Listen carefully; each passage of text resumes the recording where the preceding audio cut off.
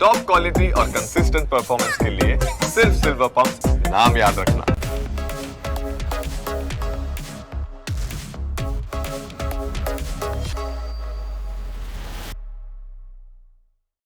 Hello and welcome to entertainment capital. આપની સાથે હું છું જુહી ગાંધી. આજે એન્ટરટેનમેન્ટ કેપિટલમાં આપની મુલાકાત એક એવી શખ્સિયત સાથે કરાવું કે જેમને આપ સાંભળી ચૂક્યા છો. આપણે એમના ગરબા પર ઝૂમી ચૂક્યા છે અને એમના વિશે કદાચ એ સાઈડ આપણે કદાચ નથી જાણતા કે જે આજે હું તમને જણાવું. અને એમના માટે એમના ફાધર સાથે જ્યારે મારી વાત થઈ ત્યારે એમના ફાધરે એવું કહ્યું હતું કે કલાકાર એના મા બાપ નક્કી કરે છે કે જ્યારે કોઈ કલાકારનો જન્મ થાય તો એ કલાકારને શું બનવું છે, એ દીકરા કે દીકરીને શું બનવું છે, એ દીકરો કે દીકરી નથી નક્કી કરતા. એ પહેલેથી જ નક્કી થયેલું હોય છે અને પછી એ એવા મા બાપની કુખે જન્મ લે છે અને ત્યારબાદ એની જર્ની તય કરે છે. અને બહુ જ મોટી વાત એમણે કરી હતી અને જે હજુ સુધી કદાચ આગળ પણ મને યાદ રહેવાની છે. હું વાત કરી રહી છું ઈશાની દવેની. Hello and welcome to entertainment capital. કેમ છો? All good. કેમ છો તમે? બસ એકદમ ફાઇન. પહેલાં તો આ જ વાત પર આગળ વધું. જ્યારે પ્રફુલભાઈને વાત થઈ ત્યારે એમણે આજે વાત કહી હતી અને એ બહુ ડીપ થોટ છે એમનો. કદાચ આવી વાત મેં બીજા કોઈના મોઢે નથી સાંભળી. એકચ્યુઅલી આ વસ્તુ પપ્પા અમે જ્યારે બહુ જ નાના હતા ત્યારથી, બિફોર નેપોટિઝમ કેમ in the market, he said this thing કે કલાકાર જીવ જે હોય છે એ ક્યારેય એ પોતે જીવ નક્કી કરતા હોય છે કે કયા મા બાપના ઘરે જન્મ લેવો જેથી એમના કલાના સંસ્કારો પોષાય. એટલે બિકોઝ તમે જુઓ કે યુઝ્યુઅલી એવું જ હોય ને કે જે આર્ટિસ્ટ હોય એના ઘરે આર્ટિસ્ટ જ એના કિડ્સ આર્ટિસ્ટ જ હોય. It has something to do. હવે એ અજ્ઞાની તત્વ શું છે એ બહુ આઈડિયા નથી, પણ એવું જ બને છે. અને મને ને હાર્દિકને અમારા બંનેના આત્માને આઈ ગેસ એવા ફેમિલીની જરૂર હતી કે જેમાં સંગીતનું વાતાવરણ જ મળે, જેના કારણે અમારા કલાના સંસ્કારો વધારે પોષાય. તો પછી ઘરમાં એવું વાતાવરણ, કેમ કે આપણે કહ્યું કે મમ્મી પણ આટલું સારું ગાતા હતા, પપ્પા તો ઓબ્વિયસલી આપણે બધા એમને ઓળખીએ છીએ સારું ગાય છે, તો ઘરમાં એવું વાતાવરણ હતું તો ત્યારે પછી ઇન્ટરેસ્ટ જાગ્યો કે મારે હવે આ શીખવું છે, મારે આ કરવું છે? મને એવું લાગે છે જ્યારે when I look back, I think મને ઓલવેઝ સિંગર બનવું હતું.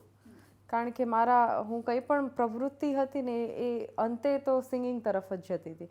એટલે મને એવું લાગે છે કે મારા અનકોન્શિયસ માઇન્ડમાં પણ એ તો રહેલું જ હતું પહેલેથી કે હું મોટી થઈને સિંગર બનીશ. પણ બહુ આઈ થિંક હું 11 કે 12 વર્ષની હતી ત્યારે મેં ફર્સ્ટ ટાઈમ સ્ટેજ પરફોર્મન્સ પપ્પા સાથે આપેલું રોયલ આલ્બર્ટ હોલ લંડનમાં. અને હું ડરી નહીં, અધરવાઇઝ 11 વર્ષનું બાળક, અને that to Royal Albert Hall is one of the most prestigious places to perform. છતાંય મને કદાચ મે બી બિકોઝ મને ખબર નથી કે આ જગ્યાનું મહત્ત્વ કેટલું છે ત્યારે, પણ એ ઇવેન્ચ્યુઅલી કંઈ પણ પ્રવૃત્તિમાં એ રહેલી હતી. એટલે મને આઈ થિંક નાનપણથી એ તો આઈડિયા હતો કે મને સિંગર બનવું છે.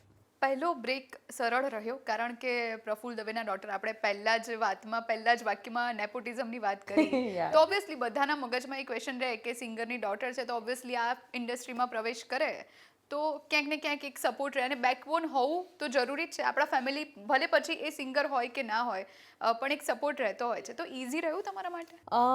સો મને ફર્સ્ટ ટાઈમ સ્ટેજ પપ્પા થ્રુ મળ્યો, પણ એ સ્ટેજ અગર હું એ સ્ટેજ ઉપર મેં કન્ટિન્યુઅસલી પરફોર્મ કરવાનું રાખ્યું હોત તો કદાચ હું આગળ ન વધી શકી હોત. I'll be very honest. કારણ કે પેલું કહેવાય છે ને કે વડલાની નીચે કોઈ છોડ ન ઉગે, એમ પપ્પા ઇઝ અ વડલો.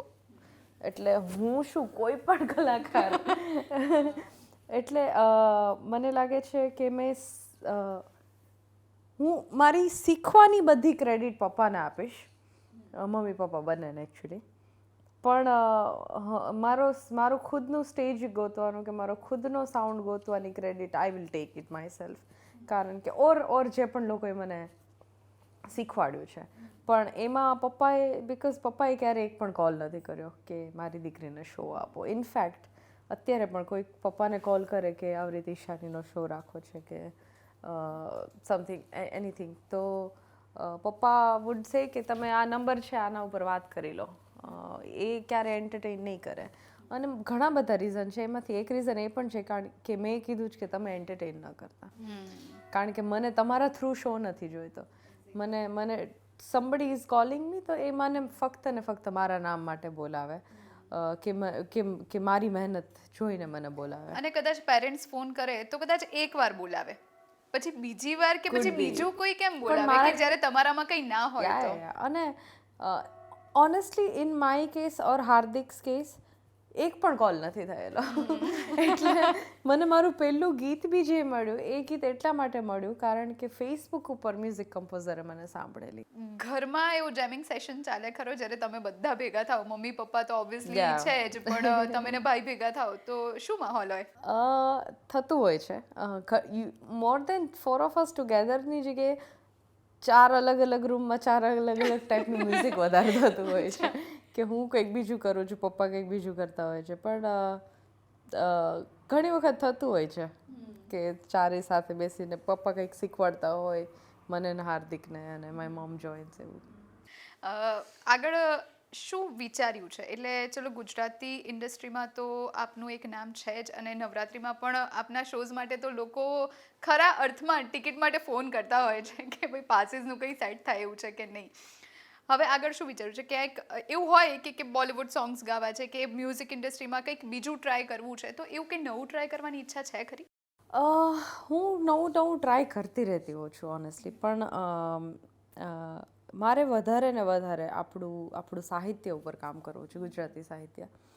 કે એવી ઘણી બધી કવિતાઓ છે, એવા ઘણા બધા ગીતો છે જે કદાચ આપણા પેરેન્ટ્સને ભણવામાં આવતા હોય. જેમ કે મેં ખમ્મા જ્યારે કર્યું હતું, ખમ્મા વીરાને જાઓ, એ મારા પપ્પાને ભણવામાં આવતી, જે તમારું ને તમારા ભાઈનું સાથે છે, એ પપ્પાને ભણવામાં આવતી કવિતા છે. અને પછી અમે એમાં એડિશનલ અંતરા, કારણ કે એ આખી કવિતા હતી બેન ભાઈને કે નો પોઈન્ટ ઓફ વ્યૂ હતો, પછી ભાઈના બેન તરફનો પોઈન્ટ ઓફ વ્યૂ હતો ને એમાં, તો અમે એડિશનલ પ્રણવ પંડ્યા એક છે કવિ, એમની પાસે લખાયું. પણ તો એવી કવિતાઓ કે એવા ગીતો જે આપણું સાહિત્ય છે કે જે કદાચ અત્યારે નહીં થાય ને તો ભૂલાઈ જશે, તો આવનારી જનરેશન માટે એક રેફરન્સ બનીને રહે, એક લાઇબ્રેરી, મ્યુઝિકલ લાઇબ્રેરી બનીને રહે. That is my actually main goal.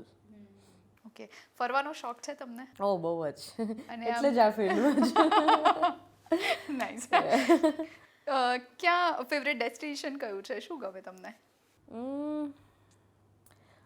Honestly મને ઘરમાં રહેવું નથી ગમતું, એટલે પણ હું થોડાક વર્ષ પહેલાં 1-2 વર્ષ પહેલાં સર્બિયા ગયેલી. ઓકે. અને મને બહુ જ બ્યુટિફુલ કન્ટ્રી લાગી. એટલે અને હું એવા ટાઈમ પર ગઈ હતી જ્યારે ત્યાં ટુરિસ્ટ ના હોય. આમ બી Serbia is not a very touristy place.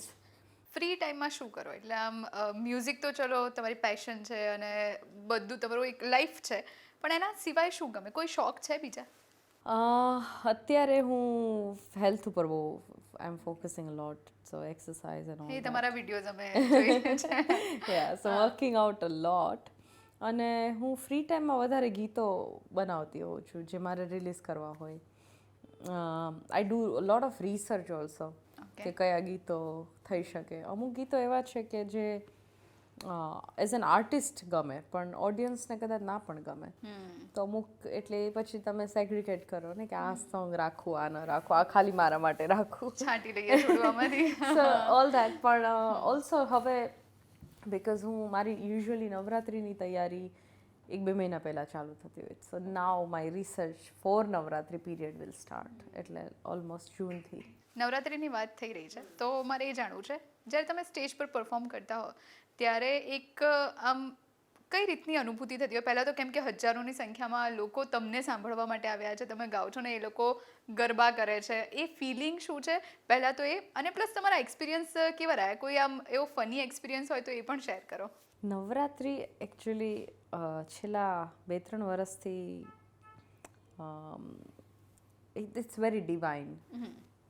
ભક્તિ કરવાની છે ને, આરાધના કરવાની માતાજીને, એના ઘણા બધા ફોર્મ્સ હોય છે. કે અમુક ગોઈંગ વિધિન યોર સેલ્ફ વાળો એક ફોર્મ છે, એક એગ્રેસિવ ફોર્મ છે. આઈ થિંક મારી અંદર એ એગ્રેશન ફોર્મ છે ભક્તિ કરવાનો. એટલે હું જ્યારે ડાકલા પરફોર્મ કરતી હોઉં છું, અને બિકોઝ બહુ બધા લોકો ડાકલા માટે કહેતા હોય છે, આઈ જેન્યુઅનલી ફીલ દેટ, મને જેન્યુઅનલી એ એનર્જી ફીલ થતી હોય છે દાખલા વખતે, અને એટલા માટે જ હું જે પણ કંઈ ઓન સ્ટેજ દેખાય છે એ દેટ ઇઝ 100% ટ્રુ.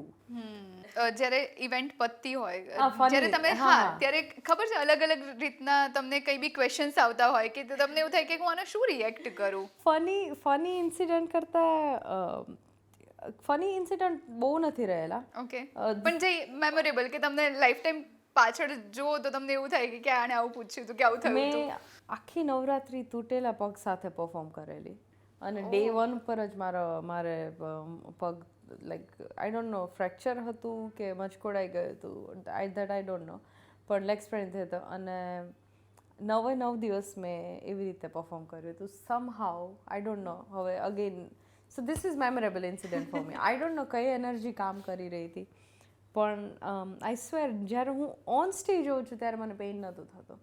હું જેવી સ્ટેજ ઉપરથી ઉતરું અને ત્યારે મારો સોજો અચાનક ઉતરી જાય, બધું જ બરોબર છે વેન આઈ ઓન સ્ટેજ. જેવી હું સ્ટેજ ઉપરથી નીચે ઉતરું. ઇવેન્ટની વાત કરી તો જેમ બીજા બધાને તમારા રિલેટિવ્સને ફોન આવતા હશે કે ભાઈ ઈશાની દવેના કોન્સર્ટના પાસીસ જોઈએ છે કે ગરબાના, તો તમને ફોન આવે બધા એમને એમ કે ફ્રીમાં પાસીસ લેવા વાળા નવરાત્રીના 9 દિવસ ફોન જ નથી ઉઠાવતી.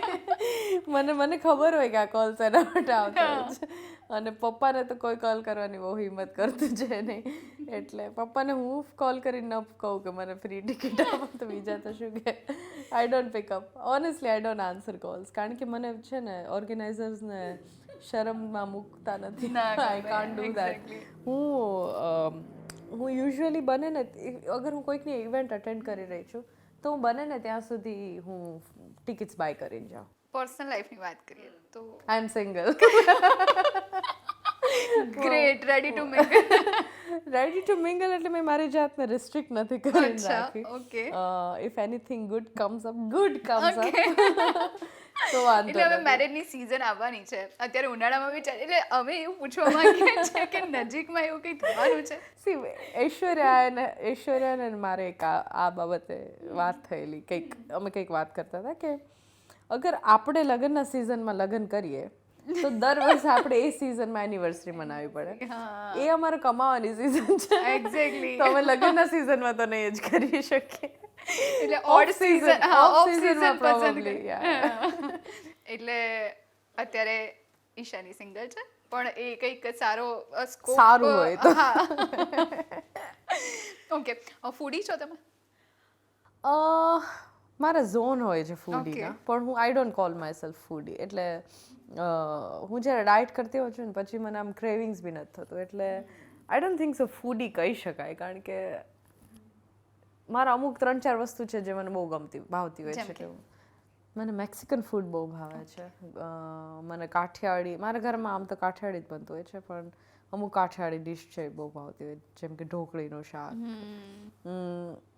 કેરી જ અત્યારે સિઝન છે એટલે કેરી હું રોજની એક તો ખાવા, એટલે ઇટાલી, એટલે મને અમુક વસ્તુ છે કે જે મને બહુ ભાવતી હોય છે, પણ નોટ ટુ એન એક્સટેન્ટ કે હું મારી જાતને ફૂડી ગણી શકું. અને કુક કરે છે ઈશા? યા બીજા બધાને ના ગુડ કુક. મને પેલું બધું નથી આવડતું કે નો, મને સ્ટવ ઓન કરતા નથી આવડતું. ના, મને આવડે છે. ખાલી મેગી જ બનાવી શકું, ચા જ બનાવી શકું એવું નથી. ના, મને બધું જ આવડે છે. આઈ કેન કુક રીલી વેલ. અને હું એકચ્યુઅલી ઓસ્ટ્રેલિયા રહેલી છું ને, તો ત્યાં તો સર્વાઈવલ માટે મારે શીખવું પડે એમ જ હતું, એટલે yeah I can cook. Okay, I don't સારું કુક બી કરે છે. But I don't cook. અમારે છે ઘરમાં આરતી જે આવે છે બે ટાઈમ, પણ આઈ કેન કુક. જસ્ટ મને એટલો બધો ટાઈમ નથી મળતો કે હું કુક કરી શકું. તમે અને હાર્દિકભાઈ ની બોન્ડિંગ અમે ઓબ્વિયસલી ઇન્સ્ટાગ્રામ પર તો જોતા જ હોઈએ છીએ, બંનેની સ્ટોરીઝમાં દેખાતી જ હોય છે, પણ તમારા બંનેના એવા કોઈ કિસ્સા છે કે જે તમે શેર કરવા માંગો, કે ક્યાંય કોઈ લડાઈ ઝઘડો થયો હોય કે કોઈ એવી ફની મોમેન્ટ્સ થઈ હોય? અમે પહેલાં બહુ લડતા, પછી એક પોઈન્ટ પછી સાવ લડાઈ એકદમ મોટા થઈ ગયા. હા, મોટા થઈ ગયા. અને પછી હાર્દિક પણ વધારે, ઇઝ ફાર મોર મચ્યોર ધેન મી, એટલે અમુક સિચ્યુએશન પછી એ બેકઆઉટ કરી લે, પછી કાં તો હું બેકઆઉટ કરી લઉં, એવું બધું. પણ હાર્દિક ઇઝ વેરી ફની. મને સૌથી વધારે હસાવી શકે ને તો એ હાર્દિક છે. એટલે ઘણી વખત એવું થતું હોય કે સ્ટેજ ઉપર હસાવે મને, હું ગાતી હોઉં એ ટાઈમે હસાવે. અને પછી મારે કંટ્રોલ કરવાનું છે ને ગાવાનું પણ છે અને ઇટ બિકમ્સ વેરી ડિફિકલ્ટ. એક વખત કોઈક એક શો હતો ને એક આમ આઈ એમ નોટ બોડી શેમિંગ પણ એક જાડો છોકરો હતો, એક જાડો નાનો એવો છોકરો હતો, હેલ્ધી છોકરો હતો, લેટ્સ કોલ ઇટ ધેટ. અને તો એ કંઈક બહુ ફની સ્ટેપ કરી રહ્યો હતો અને હાર્દિકે ચાલુ શોમાં એની સાથે સેમ એવા સ્ટેપ કરવાનું ચાલુ કરે. હવે આ જોઈને મને હસવું જ આવી રહ્યું છે પણ મારે ગાવાનું છે એટલે હું આમ એક લાઈનની વચ્ચે હસી રહી છું ને પાછી લાઈન ગાઈ રહી છું. એ કંટ્રોલ કરવું કેટલું અઘરું પડે અને એકવાર સ્પેશિયલી પપ્પા હોય ને, બીકોઝ પપ્પા is very strict on stage. તો પપ્પાના સ્ટેજ ઉપર તો તમે આવું બધું કંઈ તમે you have to be very discipline. અને હાર્દિક મેક શ્યોર કે ઈશાની હસે. સો યા. અને લડાઈ ઝઘડા એટલે ક્યારે આમ ના બોલવું કે એવું કંઈ થયેલું છે કે 1-2 દિવસ સુધી ના બોલ્યા હોય, ગુસ્સો કર્યો હોય કે એવું કંઈ થયેલું? મારો એવો ઓનેસ્ટલી આઈ થિંક હાર્દિકનો પણ એવો સ્વભાવ નથી ને અમારો બંનેનો એવો સ્વભાવ નથી. હું 10 થી 15 minute maximum I can stay angry કોઈ પણ વાત ઉપર. એટલે 15 મિનિટ પછી મને તમે જાતે નોર્મલ થઈ જાવ કે મનાવવાની કોશિશ કરવી પડે? હું મારો ગુસ્સો જ 15 મિનિટની લિમિટનો છે. ગમે તેટલી મોટી બાધણ હોય કે ગમે તેટલો મોટો ગુસ્સો હોય, હું 15 મિનિટ પછી હું આઈ કાન્ટ સ્ટે એંગ્રી. મારામાં કેપેસિટી જ નથી ગુસ્સો રહેવાની. ઓકે, આપણે તમે ખમ્માની વાત કરી તો હું એવું તમને રિક્વેસ્ટ કરીશ કે આપણા ઓડિયન્સ માટે તમે એ સોંગ, કેમ કે મારું બી બહુ ફેવરેટ છે અને આપણે રક્ષાબંધન હોય કે ભાઈબીજ હોય, જ્યારે આપણે ફોટોસ કે સ્ટોરી મૂકતા હોઈએ તો ઈશાનીનો અવાજ પાછળ ગૂંજતો જ હોય. યા, ખમ્મા એકચ્યુઅલી બહુ જ પ્રેમ આપે છે લોકોએ અને એ હવે મારું ગીત રહ્યું નથી, લોકોનું જ ગીત છે. ખમ્મા વિરાને જાઓ વારણે રેલો, ખમ્મા વિરાને જાઓ વારણે રેલો, મૂંઘા મૂલો છે મારો વીર જો, ખમ્મા ખમ્મા વિરાને જાઓ વારણે રેલો. બ્યુટીફુલ. તમે ગઝલની વાત કરી, મારે એક ગઝલ પણ સાંભળવી છે તમારી. મારી ફેવરિટ. હા, તમારી ફેવરિટ. દિવસો જુદાઈના જાય છે, એ જશે જરૂર મિલન સુધી, મારો હાથ જાલીને લઈ જશે, મુજ શત્રુઓ જ સ્વજન સુધી, દિવસો જુદાઈના જાય છે. બ્યુટીફુલ. Thank you. ગઝલ માં તમને શું ગમે? ડેપ્થ ગમે, લિરિક્સ ગમે, ભાવના એની પાછળની લાગણી? Yeah, lyrics is the main thing. મને એના લિરિક્સ બહુ જ ગમે છે અને ટ્યુન પણ, જેમ કે દિવસો જુદાઈને ઇટ્સ અ બ્યુટીફુલ ટ્યુન, એટલે અને એના શબ્દો પણ એટલા જ બ્યુટીફુલ છે. સો ગુજરાતી ફિલ્મ ઇન્ડસ્ટ્રીની વાત કરીએ, ગુજરાતી ગીતોની વાત કરીએ, પહેલાં અલગ હતો, જમાનો અલગ હતો અને અત્યારે અલગ છે. અત્યારનું મ્યુઝિક અલગ છે. ભલે પછી ગુજરાતી ફિલ્મોના સોંગ સાંભળતો પણ આપણને એ હિન્દી ફિલ્મ ઇન્ડસ્ટ્રીના કે પછી કોઈ પંજાબી ફિલ્મ ઇન્ડસ્ટ્રીમાં જે ડેપ્થ કે સોંગ્સમાં જે આમ શાંતિ અનુભવાય એ હવે અનુભવાય છે અને લોકોને હવે સાંભળવા ગમે છે. તો એને લઈને તમારા થોટ શું છે? સમય સાથે બધું અપગ્રેડ થવાનું જ છે અને that's how it should be actually. કારણ કે તો જ તમે એ રેસમાં રહી શકશો. પણ ગુજરાતી સોંગ ગુજરાતી જેવા લાગવા જોઈએ એટ ધી એન્ડ. એટલે અને એવા જ બની રહ્યા છે ઓનેસ્ટલી. મોટા ભાગના ગીતો એવા જ છે કે જે તમને ઇટ સાઉન્ડ્સ ગુજરાતી ઓનલી. પણ આ સમય સાથે અપગ્રેડ તો થતા રહેવું જ પડે. એટલે જે ગીતો ફોર એક્ઝામ્પલ હેમુ ગઢવીએ જે એમણે ગાયેલા, પછીની જે નેક્સ્ટ જનરેશન કે પપ્પાની જનરેશન કે જે આવી, એ લોકોમાં થોડોક ચેન્જ અપગ્રેડ થઈને મ્યુઝિક આવ્યું, પછીનામાં અપગ્રેડ થઈને આવ્યું, અત્યારે અમારી જનરેશનમાં બી અપગ્રેડ થઈને આવી રહ્યું છે, અમારા પછીની અમારાથી અપગ્રેડ થઈને આવશે. એટલે it's gonna be like that only. પણ એટ ધી એન્ડ એમાં એનો આત્મા, એના ભલે કપડાં બદલાતા રહે, એનો આત્મા ગુજરાતી રહેવો જોઈએ. રાઈટ. અત્યારે આપણે જોઈએ જે લોક કલાકારો છે સ્પેશિયલી, એ લોકો પછી હવે આપણે નામમાં નથી પડવું, એ લોકોને મંચ મળે તો મંચ પરથી એનો મંચનો યુઝ લોકો સુધી પોતાની જે કળા છે એને પીરસવા કરતાં બીજી બધી રીતે વધારે યુઝ કરતા હોય કે કોઈને આ કહી દીધું, કોઈને આ કહી દીધું, કોઈમાં ચાપખા મારી દીધા. તો એ જે એક અલગ પેરેલલ ચાલી રહ્યું છે તો એ સ્ટોપ થવાનું તમને લાગે છે? મને પ્રશ્ન જે દિશામાં સમજાયો હશે, હું સમજુ. હું ઈચ્છું છું કે તમે એ જ સમજ્યા હોવ જે હું તમને સમજાવવા માંગુ છું. ઘરમાં કદાચ નહીં બોલવા પડતું હોય તો બહાર બોલતા હશે, I guess, I don't know. પણ હું કોઈ બીજા કોઈની વાત નહીં કરું. હું ફક્ત ને ફક્ત મારી વાત કરીશ કે મને જે પપ્પાએ શીખવાડ્યું છે એ મેઇન વસ્તુ હતી કે તમે તમારા સ્ટેજની મર્યાદા જાણો, તમે તમારા સ્ટેજનો રિસ્પેક્ટ આપો. એ દેટ ઇઝ સરસ્વતી. એટલે તો હું મારે તરફથી I am just talking about myself, હું મારા તરફથી એ બધું ટ્રાય કરું છું. બાકી ખબર નહીં. પ્રફુલભાઈને પણ મેં આ સવાલ કર્યો હતો અને પ્રફુલભાઈ એવું કીધું હતું કે કોઈ જે કોઠાવાળી હોય કે જે તવાયફ હોય એમને એ વર્ડનો યુઝ કર્યો હતો. એટલે હું તમને સ્પેસિફિકલી એવું કહું છું, એને પણ જ્યારે એના ગામનું કે એના વતનનું કોઈ સોંગ આવતું હોય તો એ પણ લાજ લઈ લે કે ભાઈ મારા વતનનું છે મારા, તો એ સોંગ પર એ એના માથે ઓઢી લે. એટલે એમને પોતાના મંચની એટલી કિંમત છે, પોતાના વતનની અને પોતાની લોક સાહિત્યની એટલી કિંમત છે. પણ આજે એ બધું હવે અલગ રીતની દિશામાં જઈ રહ્યું છે. હું ઓનેસ્ટલી હું એ વર્લ્ડથી બહુ કનેક્ટેડ નથી, જે ડાયરાનો વર્લ્ડ છે એનાથી. અને હું અભિમાનથી નથી કહેતી, હું એ મારો ઝોન નથી એટલે હું કનેક્ટેડ નથી. અને એમાં શું થઈ રહ્યું છે ને એ મને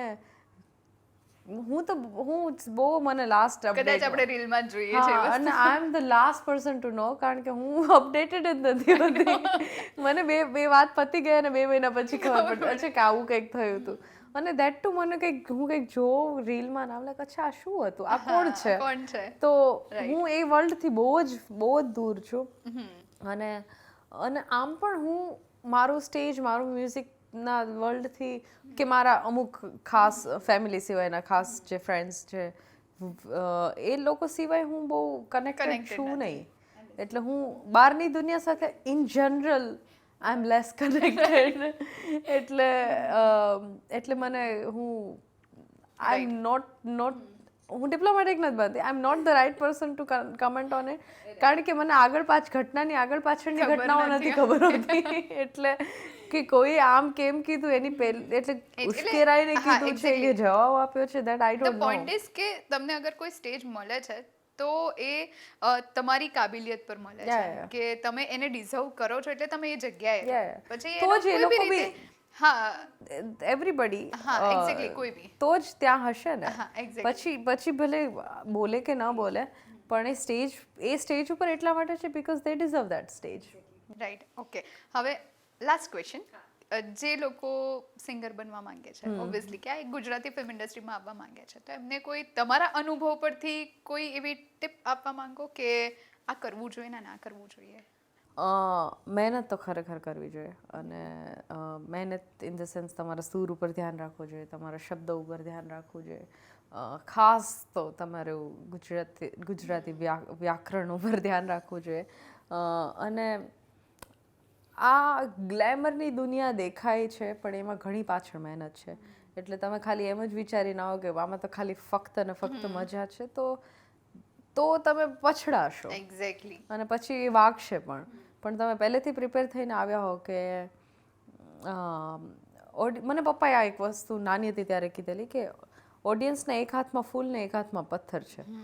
કાયમ એ વસ્તુ યાદ રાખજે. એટલે આઈ થિંક એ વસ્તુ યાદ રાખવી જોઈએ કે આમાં this is not just fun, આમાં ઘણું બધું છે અને એ બધા માટે પ્રિપેરેશન કરીને આવો. પણ મેઇનલી પ્રિપેરેશન જે છે એ સ્વરની અને શબ્દની છે, એ તો કરીને જાઓ. એટલે કંઈ બી ઇઝીલી નથી મળી જતું, એને મેળવવા માટે તમારે અથાગ પ્રયત્ન. ડેફિનેટલી. અને તમારી ટેલેન્ટ સાથે એક બીજું ફેક્ટર છે જે લક છે. જે લકનું ફેક્ટર બહુ કામ કરે છે. એટલે અગર કદાચ તમારી ટેલેન્ટ ઓછી હોય અને લક બી વધારે હશે તો બી તમે ચાલી જશો.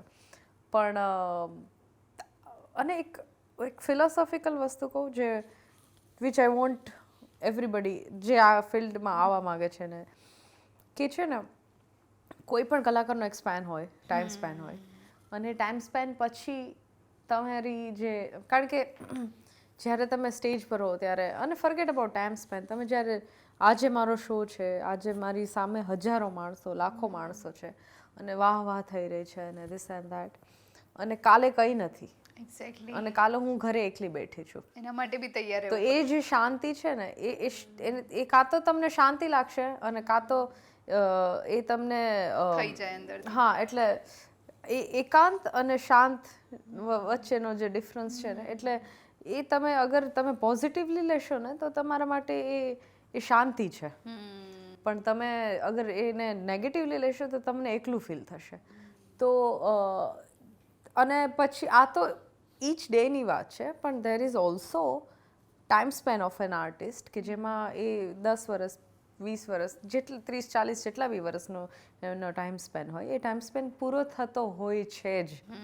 દેટ્સ હાઉ ઇટ વર્ક્સ કારણ કે તમારા પછી કોઈક તો હશે કે જે તમારી જગ્યા લેવાની ટ્રાય કરશે તો ત્યારે ડિપ્રેશનમાં જતા રહેશો ને તો એ કામ નહીં લાગે એટલે તમે એ તૈયારી સાથે આવો કે આજે છે ને કાલે નહીં હોય તો જ તમને આગળ તો એ that will keep you grounded નહીં તો તમને એમ થશે કે હું આ બધું મારા થકી જ થાય છે પણ એકચ્યુઅલી પેલું છે ને આ અહીં પહોંચ્યા પછી એટલું સમજાય છે કે કોઈ કાંઈ કરતું નથી આ તો બધું થાય છે so this is very philosophical answer but આ બધી પ્રિપરેશનની સાથે પેરેલલ એટલી જ ઇમ્પોર્ટન્ટ પ્રિપરેશન એ પણ છે કે you prepare your self for the worst thank you so much Ishani અમારી સાથે તમારી એમની સાથે વાતોમાં ખબર જ ના પડી કે સમય પૂરો થઈ ગયો છે થેન્ક યુ સો મચ અમારી સાથે જોડાયા અને આપની વાતો અમારા સુધી પહોંચાડી આપની જે થોટ્સ છે આપના જે થોટ્સ છે એ અમારા સુધી પહોંચાડી thank you so much thank you very much તો આ હતા ઈશાની દવે કે જેમણે એમની જર્ની આપણા સાથે શેર કરી છે અને